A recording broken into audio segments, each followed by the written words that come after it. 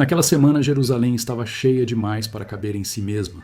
Peregrinos chegavam por todas as estradas, trazendo poeira nas sandálias, sacos com pão, histórias de outras aldeias e aquela tensão elétrica que sempre antecede uma festa grande. A Páscoa, para o povo, era memória e promessa ao mesmo tempo. A lembrança de uma saída do cativeiro e a esperança de que Deus, de novo, faria um caminho onde não existia caminho. Mas havia outro tipo de expectativa circulando por baixo das orações e dos cânticos. Não era a expectativa dos sacerdotes, nem a dos zelotes, nem a dos que contavam moedas no pátio do templo. Era um rumor sussurrado de porta em porta, de mesa em mesa, como uma brasa escondida na palma da mão. Alguns diziam que o Nazareno não tinha vindo apenas para falar de perdão. Alguns diziam que ele falava de uma libertação mais funda, uma libertação que não dependia de Roma, nem de Herodes, nem de César. Uma libertação que não se media por fronteiras geográficas, mas por uma transformação radical da consciência. Na versão que quase todo mundo conhece, a Páscoa se torna o palco do drama final. Traição, prisão, julgamento, crucificação, sepulcro e então, a manhã vazia com suas primeiras testemunhas tremendo entre terror e alegria. Só que os apócrifos, e em especial os textos que hoje chamamos de gnósticos, contam a mesma semana como se estivessem olhando por outro ângulo. Eles não negam o choque do sofrimento, nem a brutalidade do império, nem o medo dos discípulos, mas deslocam o centro da história. A Páscoa deixa de ser apenas um evento externo registrado por testemunhas e passa a ser o símbolo vivo de uma passagem interior que cada alma precisa atravessar. Não uma vez na história, mas quantas vezes forem necessárias, até que a casca se quebre e a centelha lembre de onde veio. Nesses textos, o cativeiro não é somente político, é metafísico. O Egito, antes de ser um lugar no mapa, é um estado de consciência. E a escravidão, antes de ser cadeia e chicote, é ignorância. Mas atenção, ignorância aqui não é falta de informação ou de cultura. É algo muito mais sombrio e profundo. É um sono da alma, uma amnésia espiritual. Uma vida inteira acreditando que você é apenas o que o mundo diz que você é. Nome, corpo, função social, culpa herdada, medo aprendido, desejo condicionado, reputação construída, destino imposto. Uma vida inteira confundindo a centelha divina com a fumaça que ela produz ao se debater dentro da matéria. Esse é o verdadeiro Egito. E a Páscoa, nessa leitura, não é apenas lembrar que Deus salvou um povo de Faraó. É perceber que Faraó nunca foi apenas um homem. Faraó é o princípio que escraviza consciências. É o sistema que se alimenta de esquecimento. É por isso que, quando esses autores falam de Páscoa, eles falam de uma travessia. Mas não é só atravessar um mar. É atravessar o mundo. É atravessar a própria mente. É atravessar camadas de ilusão tão profundas que você nem sabe que está dentro delas até começar a sair. No Evangelho de Maria, por exemplo, a cena começa com os discípulos despedaçados emocionalmente. Jesus já não está ali como antes. E o que sobra não é coragem, não é fé firme, não é convicção de missão. O que sobra é um vazio perigoso. Eles dizem, com medo visceral e real, como vamos aos gentios e pregamos o Evangelho do reino do Filho do Homem, se nem ele foi poupado. Como seremos nós? É um momento de colapso psicológico total. A figura que dava sentido a tudo se foi. A proteção que eles imaginavam ter desapareceu. E agora, de repente, eles estão sozinhos no mundo com uma mensagem que pode matá-los. Esse é o ponto de partida. Não triunfo, terror. E então Maria Madalena aparece. Não como coadjuvante piedosa. Não como a mulher que chora aos pés do túmulo esperando que alguém lhe diga o que fazer. Ela aparece como centro de gravidade espiritual.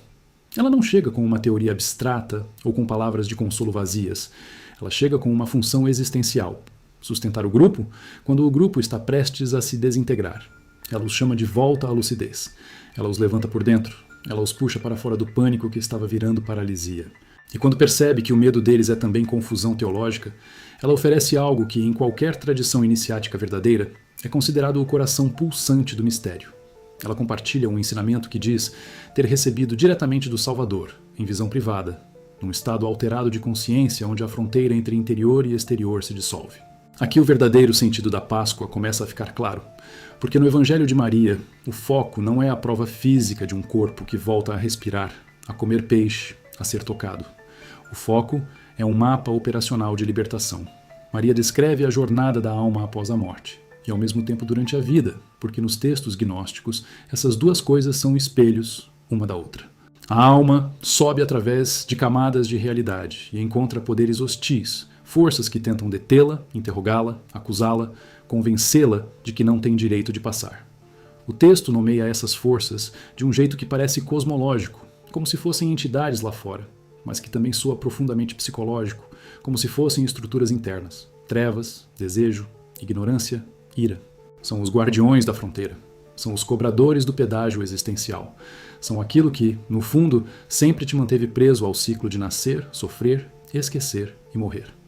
E a alma responde, não com violência, não com barganha ou suborno espiritual, não com submissão humilhada. Ela responde com reconhecimento frio e luminoso. Ela declara que o que aprendia foi morto, que o que a envolvia foi destruído, que o desejo cessou, que a ignorância morreu. Percebe o que está acontecendo? A Páscoa aqui não é um evento que aconteceu com Jesus enquanto todos assistiam de longe. É um evento que pode e deve acontecer dentro de você, agora, nesta encarnação, nesta respiração, morrer para a ignorância, morrer para a servidão do desejo compulsivo, morrer para a identificação automática com as trevas internas que você chama de eu, e então ressurgir, não como quem inventa algo novo, mas como quem lembra, como quem acorda de um sonho ruim e percebe que sempre esteve em outro lugar, mais real, mais antigo, mais livre. Só que quando Maria termina de falar, quando ela entrega aos discípulos homens esse conhecimento que poderia incendiar o mundo, eles não celebram. André, o pragmático, chama aquilo de estranho. Pedro, o temperamental, reage como se tivesse sido ferido na identidade. Ele não discute apenas a doutrina. Ele discute a legitimidade de Maria como portadora de revelação. Será que o Salvador falaria em particular com uma mulher e não conosco? Os homens escolhidos? Será que ele a preferiu a nós? O texto não esconde o conflito. Pelo contrário, o conflito é parte essencial da mensagem, porque uma Páscoa exterior, pública, testemunhada por multidões, é fácil de narrar e de controlar.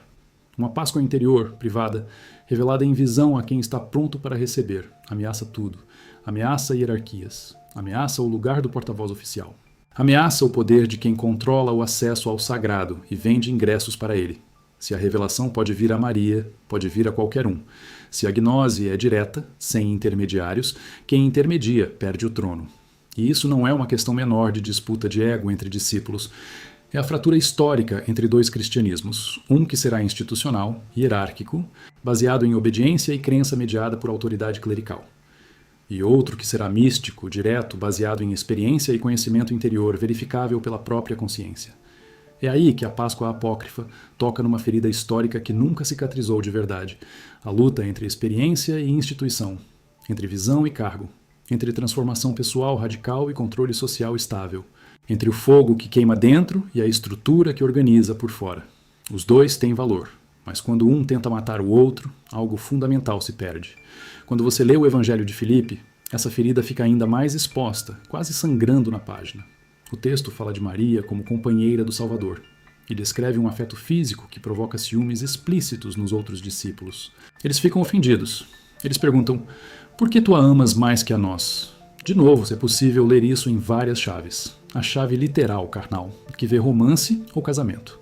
A chave simbólica, que vê união de princípios. Mas na chave gnóstica, o beijo não é romance barato de novela teológica. É transmissão pneumática. É sopro de vida de boca a boca, como Deus soprou em Adão. É comunicação de espírito para espírito, sem palavras, sem conceitos, apenas presença tocando presença. Em muitas tradições antigas, o beijo sagrado é a metáfora do ensino que não cabe em linguagem comum. Um ensino que passa por proximidade espiritual, por semelhança de natureza, por ressonância vibratória entre almas da mesma origem. E o Evangelho de Filipe insiste em algo que muda toda a estrutura da Páscoa. A ênfase nos sacramentos, não como rituais externos obrigatórios administrados por padres autorizados, mas como símbolos internos de processos reais da alma. Ele fala do quarto nupcial, do matrimônio sagrado, da câmara secreta onde opostos se encontram e deixam de ser opostos. E isso não é moralismo barato sobre casamento heterossexual monogâmico. Isso é metafísica profunda. A salvação como reunificação do que foi dividido, como retorno ao estado íntegro anterior à queda, como cura da divisão primordial que criou sujeito e objeto, eu e outro, céu e terra, masculino e feminino, luz e trevas como forças em guerra eterna. Se a queda, na cosmologia gnóstica, foi separação, fragmentação da unidade original, então a Páscoa, a verdadeira passagem, é retorno, é reintegração. É o momento em que a centelha esquecida lembra que sempre foi parte do pleroma, do todo luminoso e indivisível. E por isso, o Hieros Gamos, a união sagrada, não é opcional. É o caminho, não necessariamente com outra pessoa, embora possa ser, mas sempre dentro de você. Unir as polaridades internas, reconciliar o masculino e o feminino que habitam cada consciência, dissolver a guerra civil psicológica que te mantém em pedaços. Então a cruz, nessa leitura mais profunda, não é apenas um instrumento de tortura romana. Ela é um eixo cósmico, um ponto de intersecção entre o vertical e o horizontal, entre tempo e eternidade, entre matéria e espírito. É o lugar onde o mundo se revela pelo que realmente é. Um lugar onde o inocente pode ser morto, onde o justo pode ser condenado por injustos, onde a multidão pode ser manipulada a gritar por sangue, mesmo quando deveria gritar por compaixão. A cruz denuncia o mundo. Ela mostra que este sistema é fundamentalmente quebrado, que a justiça aqui é teatro, que o poder aqui é violência disfarçada. E ao mesmo tempo, a cruz é também o lugar onde a consciência pode atravessar o horror sem se tornar horror, onde o Cristo pode sofrer sem se tornar vingativo, onde a vítima pode morrer sem se tornar algoz no próximo ciclo. É por isso que tantos textos gnósticos tratam o sofrimento de Jesus com uma ambiguidade desconcertante. Não como culto masoquista da dor, não como glorificação do sacrifício, mas como denúncia do mundo que produz dor e como desafio espiritual supremo de não ser capturado interiormente por aquilo que te captura exteriormente. Alguns textos chegam a sugerir que o Cristo verdadeiro, o Cristo espiritual, não sofreu realmente, porque não estava realmente preso ao corpo. Que o que sofreu foi apenas a casca, o veículo temporário. Outros dizem que ele sofreu de verdade, mas que transformou o sofrimento em sabedoria, em compaixão radiante. As duas leituras apontam para o mesmo mistério. A Páscoa como vitória não pela força, mas pela transmutação. Não derrotando o inimigo, mas transcendendo a própria categoria de inimigo. Se avançarmos para a tradição complexa da Pistis Sophia, a Páscoa ganha um cenário ainda mais cósmico e detalhado. Jesus ressuscitado aparece ensinando por muito tempo. Às vezes, durante 12 anos inteiros, segundo alguns textos, explicando hierarquias angelicais, caminhos entre dimensões, regiões espirituais com nomes impronunciáveis, poderes intermediários, passagens secretas entre os níveis da realidade. E repetidas vezes, insistentemente, Maria Madalena é a que pergunta, a que entende, a que costura as respostas numa tapeçaria coerente. Ela faz 39 das 46 perguntas registradas. Ela não está apenas presente.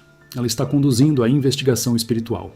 Pedro reclama, dizendo que não aguentam mais essa mulher, porque ela tira a oportunidade deles de falar e não deixa ninguém participar porque está sempre falando. E Jesus responde de um jeito que é ao mesmo tempo simples e devastador. Aquele em quem o poder do Espírito ferve para que compreenda o que eu digo, que ninguém o impeça de falar.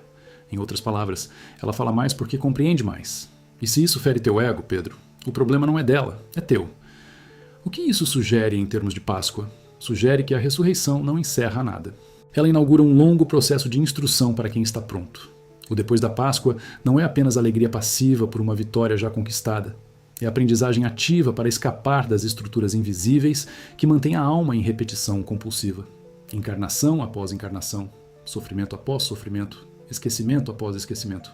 A linguagem dos arcontes, nesses textos, pode soar estranha e até ridícula para ouvidos modernos acostumados ao materialismo. Mas o papel deles é estruturalmente claro. São administradores do mundo como prisão. São guardas do ciclo. São inteligências, talvez conscientes, talvez apenas automatismos cósmicos, que mantêm o sistema funcionando. São forças que alimentam a ignorância e se alimentam dela como parasitas espirituais. Em termos psicológicos modernos, você pode chamar isso de padrões mentais compulsivos, complexos, traumas não resolvidos. Em termos sociais, são sistemas de controle, ideologias, estruturas de poder que se perpetuam mesmo quando os indivíduos mudam. Em termos espirituais clássicos, são inteligências hostis à liberdade interior, entidades que ganham energia quando você está confuso, com medo, dividido, preso. E a Páscoa, lida assim, é um ato de fuga, não fuga covarde. Fuga estratégica, não de um povo, de um território geográfico, mas da consciência de um regime ontológico. É a alma dizendo, eu não pertenço a este sistema. Eu não sou produto desta matrix. Eu vim de outro lugar e vou voltar para lá. Agora, aqui vem a virada mais perigosa, mais herética, mais inaceitável para a ortodoxia de todos os tempos. Muitos apócrifos gnósticos insinuam ou declaram abertamente que o maior cativeiro não é sofrer. O maior cativeiro é não saber quem você é. É confundir Deus com o carcereiro. É adorar o guardião da prisão, achando que ele é o rei do universo.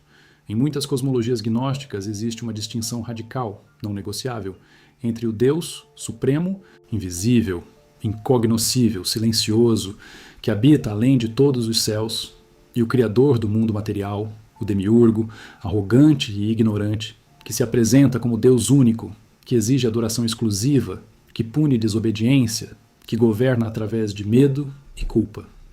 Essa distinção é a bomba teológica que a ortodoxia combateu com toda a força disponível, com condenações, fogueiras, exílios, destruição sistemática de textos. Porque se você aceita essa distinção, tudo muda.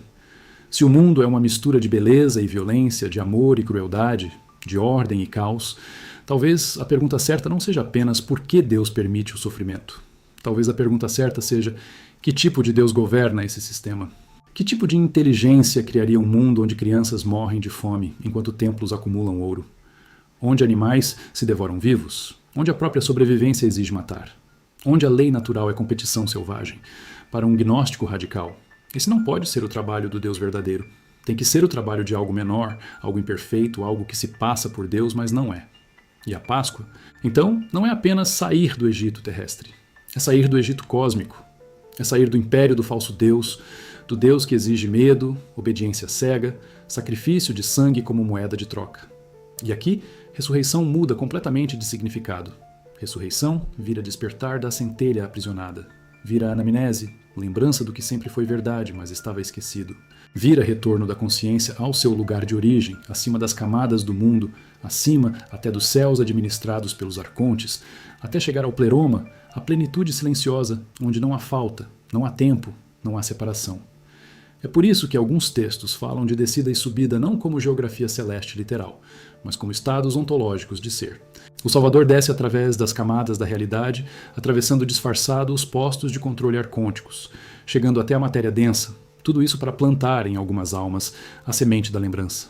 Ele não vem salvar todo mundo porque nem todo mundo tem centelha divina aprisionada. Alguns, dizem os gnósticos mais radicais, são apenas criaturas do demiurgo, NPCs cósmicos sem interioridade real. Mas aqueles que têm a centelha, quando ouvem a mensagem verdadeira, reconhecem. Algo dentro deles vibra, algo acorda. E a Páscoa é o momento em que essa lembrança se torna irreversível. É o ponto sem volta. Depois de atravessar a própria morte sem se perder, depois de descer ao Sheol, ao Hades, ao reino dos mortos e voltar, depois de provar que a morte não tem poder real sobre a consciência desperta, o Salvador estabelece o padrão. Você também pode fazer isso. Você também pode morrer sem morrer. Você também pode atravessar a destruição do ego sem se tornar nada. Você também pode ressurgir. Mas por que chamar isso de verdadeiro sentido da Páscoa? Porque nessa leitura, a Páscoa não é apenas comemorar algo que aconteceu com um personagem sagrado num passado distante. Não é apenas celebração de um milagre único e irrepetível. É reconhecimento de um padrão universal, de uma estrutura arquetípica que se repete em todas as tradições. Toda consciência, quando está pronta, quando amadureceu o suficiente através de sofrimento, ou busca, ou graça, atravessa uma morte simbólica. Morre uma identidade antiga construída sobre mentiras sociais e medos herdados. Morre a dependência patológica do aplauso externo e do medo da rejeição. Morre a crença fundamental de que você é apenas corpo e história, apenas nome e função, apenas este personagem temporário num palco absurdo. Morre a ignorância que te fez escravo voluntário de sistemas que te odeiam. E então nasce outra percepção, não como ideia, mas como experiência direta, visceral, indelével. Eu sou mais antigo do que meu trauma. Eu sou maior do que minha culpa. Eu não sou propriedade do mundo. Eu sou visitante aqui. E posso ir embora quando lembrar do caminho de casa. E isso explica perfeitamente porque esses textos eram tão ameaçadores para essa igreja nascente. Eles não pedem apenas fé. Eles pedem transformação radical. Eles não dizem apenas creia no que te dizemos. Eles dizem conheça por ti mesmo, verifica na tua própria experiência. Não aceite nada por autoridade externa. Eles não oferecem uma salvação terceirizada, onde Cristo faz tudo e você apenas assiste agradecido. Eles oferecem uma saída interior onde Cristo mostra o caminho, mas você tem que caminhar com teus próprios pés espirituais. E quando essa mensagem aparece na boca de Maria Madalena, o choque é multiplicado. Porque desafia o monopólio masculino do ensino sagrado. Porque coloca a revelação mística fora do controle institucional. Porque sugere que uma mulher pode ter acesso direto ao divino, pode receber visões sem mediação masculina, pode ensinar homens sem pedir permissão. Em sociedades profundamente patriarcais, isso era intolerável. Não apenas teologicamente suspeito, mas socialmente revolucionário. Perigoso. A solução histórica foi dupla. Primeiro, desacreditar Maria, transformando-a de apóstola dos apóstolos em prostituta arrependida. Rebaixá-la de mestra espiritual para pecadora salva apenas por misericórdia imerecida, reduzida à eterna gratidão silenciosa. Segundo, destruir os textos que contavam outra história, queimar evangelhos alternativos, declarar heresia tudo que não se encaixasse na narrativa oficial, construir ortodoxia através de exclusão violenta. Mas, e aqui está o paradoxo histórico lindo e terrível, os textos sobreviveram, enterrados no deserto egípcio por monges que talvez soubessem que eram valiosos demais para serem perdidos, escondidos em jarros de cerâmica e deixados em cavernas secas, esperando. Não de forma mística, apenas de forma material. Papiro pode durar milênios, se as condições forem certas. E em 1945, em Nag Hammadi, um camponês chamado Mohammed Ali Al-Saman estava cavando por fertilizante quando achou uma biblioteca inteira de textos perdidos. 13 códices, 52 tratados, evangelhos que a igreja tinha declarado inexistentes ou destruídos. E de repente, depois de mais de 1500 anos de silêncio, Maria Madalena voltou a falar. Sofia voltou a ensinar. O Cristo gnóstico voltou a revelar o caminho além do mundo. E acadêmicos, místicos, buscadores, hereges modernos começaram a remontar uma tradição que tinha sido quase apagada. O que esses textos querem que você compreenda sobre Páscoa pode ser dito sem fórmulas teológicas complicadas, mas não pode ser dito sem profundidade. O verdadeiro sentido da Páscoa é a passagem consciente da ignorância para a gnose, do medo paralisante para a liberdade interior verificável, do mundo como prisão eterna para o mundo como campo temporário de prova e aprendizado. E, finalmente, da identidade falsa imposta por fora para o Cristo interno, o antropos verdadeiro, vivo, silencioso, real, indestrutível, que sempre esteve aí, mas estava coberto por camadas de esquecimento. A Páscoa não é só um milagre para ser admirado de longe com reverência passiva. É uma chave para ser usada ativamente. É um mapa para ser seguido com teus próprios pés. É um chamado para atravessar teu próprio mar vermelho interior, teu próprio deserto de purificação, tua própria Jerusalém de confronto com poderes, tua própria cruz de morte do ego, teu próprio sepulcro de silêncio além das palavras e tua própria mente.